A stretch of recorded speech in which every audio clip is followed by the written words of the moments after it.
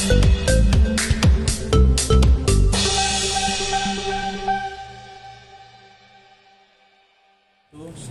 sore teman-teman media. Tadi saya di atas sempat bertemu dengan dokter detektif ya. Dan beliau kelihatannya lagi buat laporan polisi, dia berdiskusi dengan saya. Dan saya kasih beberapa pendapat karena suami dari dokter itu teman baik saya. Baik, saudara-saudara. Pertama, kedatangan saya tadi memastikan tentang tindak lanjut dari proses penyelidikan laporan saya terhadap Nikita Mirzani Mawardi dugaan penganiayaan. Tadi saudara penyidiknya yang berinisial IG sudah berjanji ke saya dalam minggu ini menyampaikan ke pimpinan dan naik sidik karena dua hal. Pertama, Nikita dipanggil 2 kali sebelum dia ditahan, tidak datang. Kemudian diminta diperiksa di Lakti, sudah didatangi, tidak mau. Maka saya pastikan tadi, kalau kalian masih terlalu lama memeriksa ini, saya akan bertindak. Sekarang saya masih kasih waktu 1 minggu ini. Kalau tidak juga, ini akan saya bawa ke Polda, ke Mabes, bahkan ke Kompolnas. Bagi saya tidak ada tawar-menawar, tidak ada ruang ya memperlambat kasus ini karena ini penganiayaan di kantor polisi.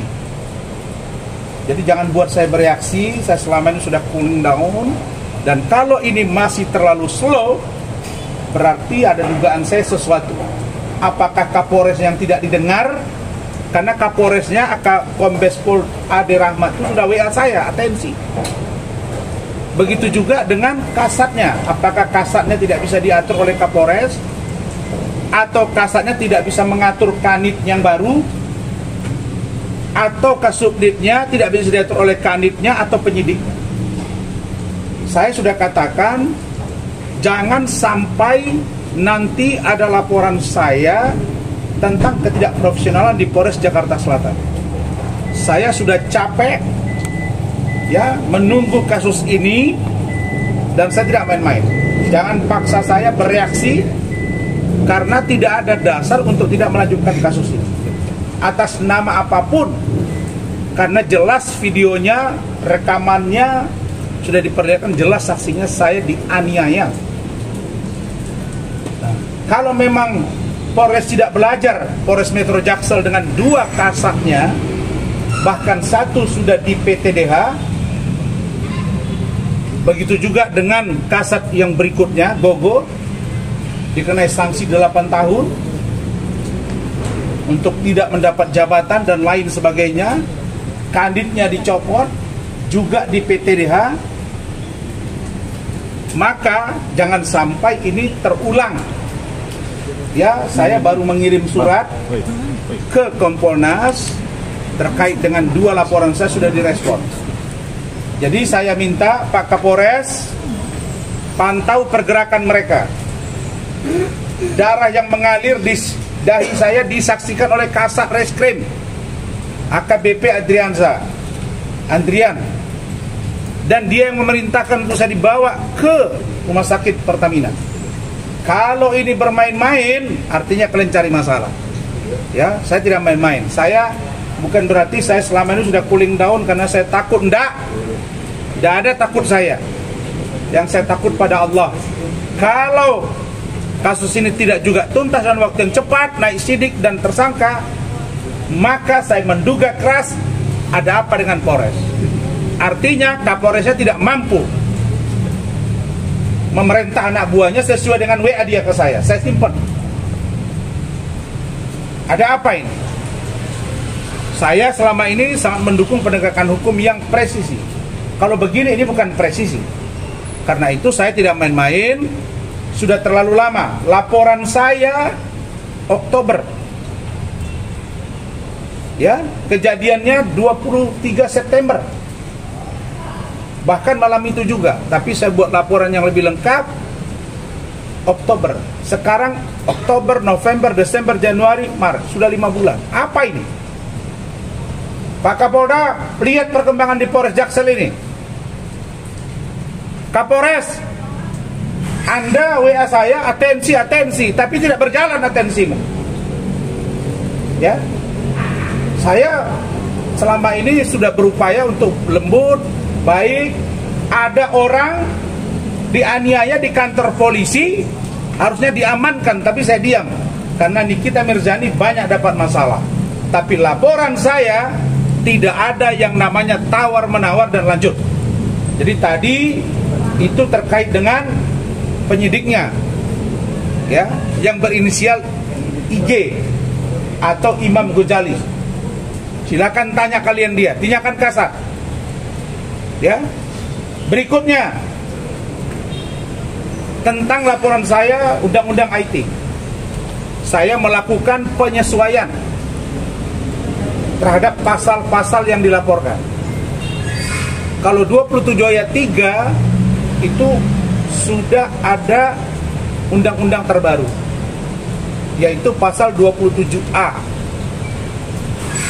Oke, junto pasal 45 ayat 4 Undang-Undang Transaksi Elektronik nomor 1 tahun 2024.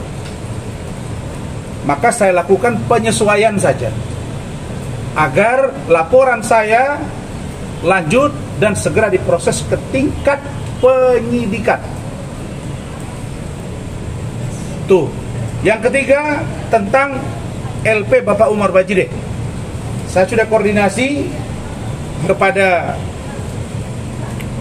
penyidik dan beliau bilang ada beberapa waktu yang lalu ketika mereka membesuk Fadel, Pak Umar dengan keluarga bertemu dengan penyidiknya di kantin. Di situ Pak Umar menyampaikan akan mencabut. Tetapi penyidik bilang komunikasikan dengan pengacara. Karena itu saya sampaikan kalau mereka ingin membuat pencabutan silakan, tapi koordinasikan ke kami. Kantor hukum saya kantor hukum yang profesional, bukan abal-abal.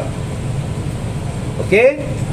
Kemudian yang terakhir, saya melaporkan 3 orang, ya, juga penyesuaian pasal. Laporan pertama terhadap saudara pemilik akun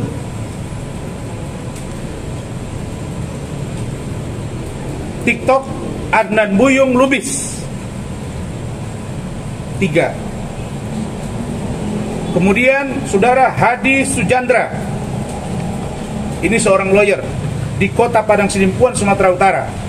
Dan saudari Ernida SAG, seorang PNS yang menjabat salah satu lurah di Kecamatan Batang Toru, Provinsi Sumatera Utara.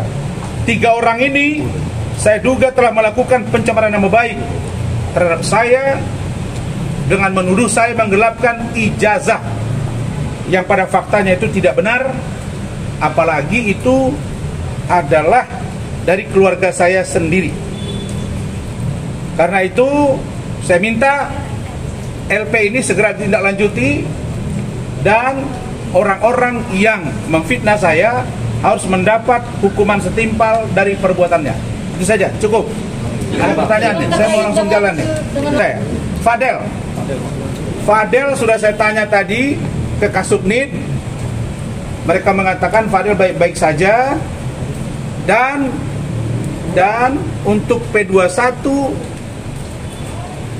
belum dinyatakan lengkap, P21-nya belum diterima oleh penyidik, dan P21 tahap 2 pasti selesai dulu P21 tahap 1 berkas. Maka dipastikan Fadel masih harus menjalani menjalani tahanan di rumah tahanan Polres Metro Jaksel sampai dengan Lebaran atau Idul Fitri.